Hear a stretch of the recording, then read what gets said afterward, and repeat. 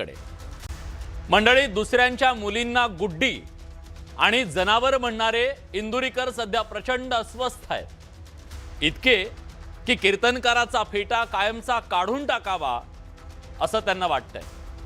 त्यांचं म्हणणं आहे की सोशल मीडियावरील काही टवाळखोर त्यांच्या मुलीच्या कपड्यांवर कमेंट करतायत। मुली बाळींबद्दल वाईट बोलणाऱ्या अशा टवाळखोरांना कायद्यानं अद्दल घडवायलाच हवी।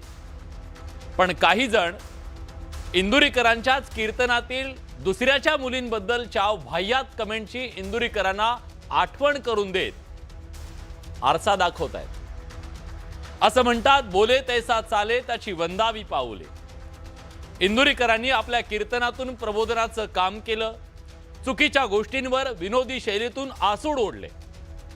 लग्न साधं केलं तरी पोरं होतात, पैशाचा किडा येऊ देऊ नका, हा अतिशय मोलाचा उपदेश तुम्ही आजवर लोकांना केला। लोकांनी त्यावर टाळ्या वाजवल्या, तुम्हाला डोक्यावर घेतलं। पण जेव्हा तुमच्या मुलीच्या लग्नाची वेळ आली तेव्हा राजेशाही थाटात साखरपुडा केला। तुम्ही तुमचे पैसे कितीही आणि कसेही खर्च केले तरी कोणाला आक्षेप असण्याचं अजिबात कारण नाही। पण 21 वर्ष तुम्ही लोकांना जे सांगितलं त्या कथनी आणि करणीतला फरक लोकांना दिसला। त्याच दिवशी तुमचा फेटा लोकांच्या नजरेतून खाली पडलाय महाराज। जमाना सोशल मीडियाचा आहे, इथं कुणालाच माफी नाही। इंदुरीकर जसे इतरांची बिनपाण्यानं चंपी करतात ना, अगदी त्याच स्टाईलनं लोकांनी सुद्धा त्यांची चंपी सुरू केली आहे सोशल मीडियावर।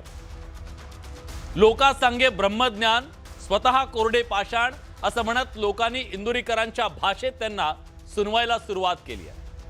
तुम्ही कीर्तनाच्या नावाखाली आजवर जी टवाळखोरी केली, कीर्तनकारांच्या गादीवर उभं राहून घोडे लावण्याची भाषा केली, मुलगा किंवा मुलगी अशी कशी होते याचं ज्ञान जगाला पाजळलं, महिलांच्या भावना दुखावणारी कितीतरी बेताल वक्तव्य तुम्ही केली आहेत, तेच कर्म फिरून तुमच्याकडे आलंय अशी टीका सोशल मीडियावर होती। तुम्ही दुसऱ्याच्या आया बहिणींच्या कपड्यावरून हिणवता ते जमतं, वर खदखदून हसता, मग तुमच्यावर आल्यावर का झोंबतं हा प्रश्न आज सोशल मीडियावर त्यांना विचारला जातोय। त्यामुळे महाराजांना कीर्तन नकोसं झालंय। इंदुरीकरांनी आपल्या कीर्तनातून प्रबोधनाचं काम केलं, यात कुठलाच वाद नाही। अनेक चुकीच्या गोष्टींवर त्यांनी प्रहार केला, पण त्यांची कीर्तनाची स्टाईल, त्यांची भाषा, महिलांबद्दलचे त्यांचे आगाध आणि बुरसटलेले विचार वाद निर्माण करणारे ठरले। अनेकांना ते करता ते कीर्तन नाही तर स्टँडअप कॉमेडी वाटते, त्यावर वाद होऊ शकतो।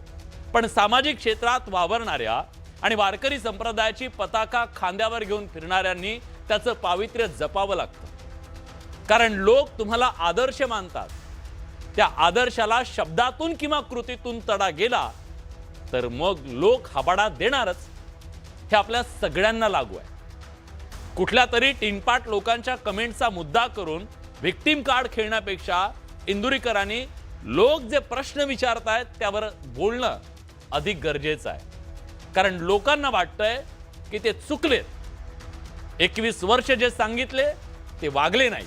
त्यामुळे प्रश्न घेऊन आलोय, इंदुरीकर महाराज पुन्हा चुकले का? कारण याआधी अनेक वेळा ते चुकलेत, पुन्हा चुकले का?